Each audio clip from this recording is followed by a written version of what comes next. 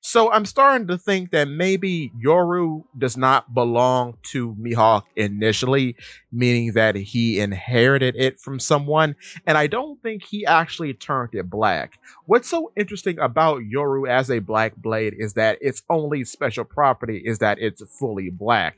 This differs slightly from Shusui, the other black blade in the series, because it does have a red edge to it. However, unlike Yoru, Shusui has a special property to it, both in Monsters, in the manga and the anime adaptation, and then in Thriller Bark, where Zoro gets it from Ryuma Zombie.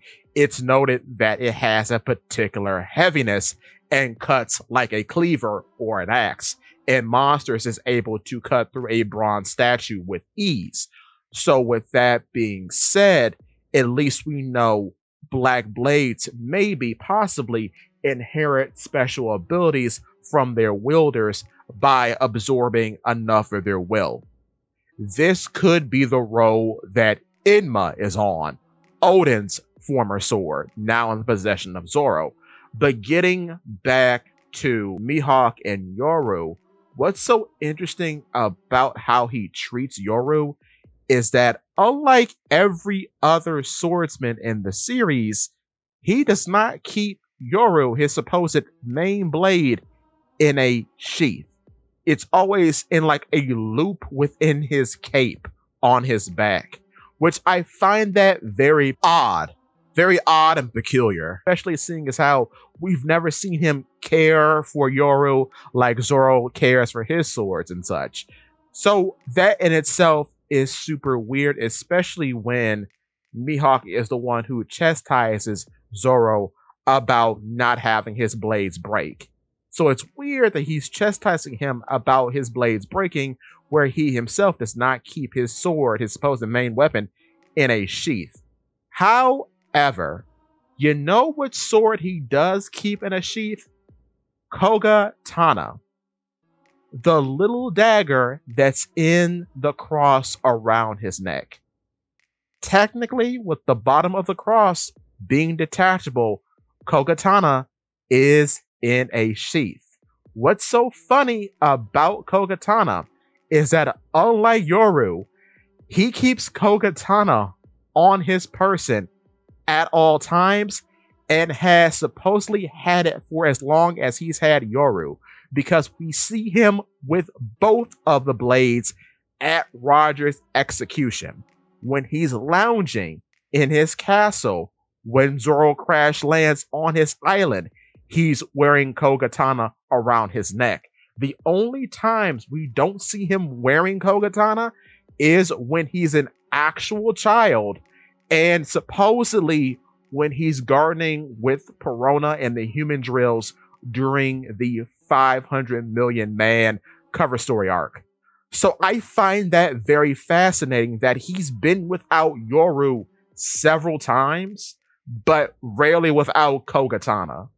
So I'm wondering, is Kogatana his actual blade? Because that is the first sword he does use against Zoro.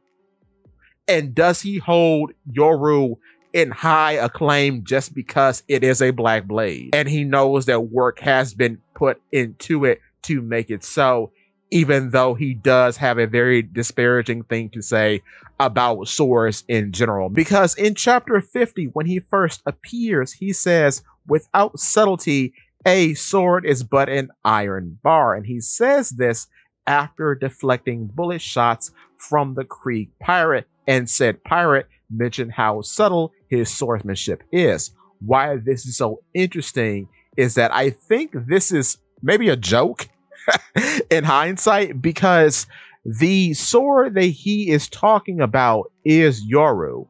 Yoru, as it is anything but subtle, because it's a sword nearly as big as him that has a black blade, which we know now is important, that has a golden hilt that's encrusted with gemstones. So it's anything but subtle. But on the back foot, Is he saying that without him, Yoru is meaningless, even though it has achieved the status of being black?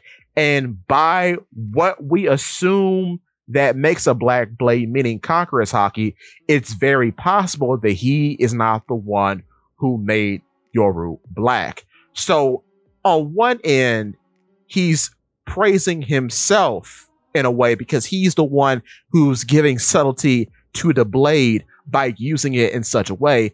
But on the other end, he's disparaging the sword because he's like, despite all the predecessors' accomplishments who had this blade before me, it is nothing without me. That's why I have it now, and that's why the guy I took it from is dead.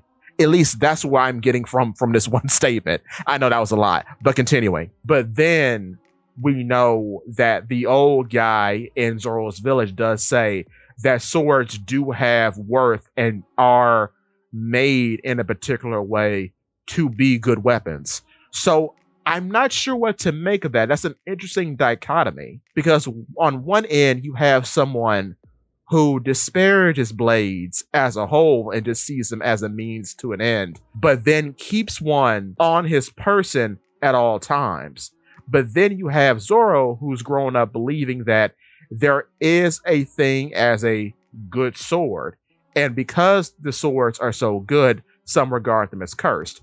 It's just a interesting thing to think about. But to round things up, I don't think Yoru is actually Mihawk's blade. I think he just uses it as a means to an end because of its status. But he doesn't really care about it. He oddly cares about the little sword around his neck, Kogatana. With that being said, give me your thoughts and tell your friends about Polypede Watson.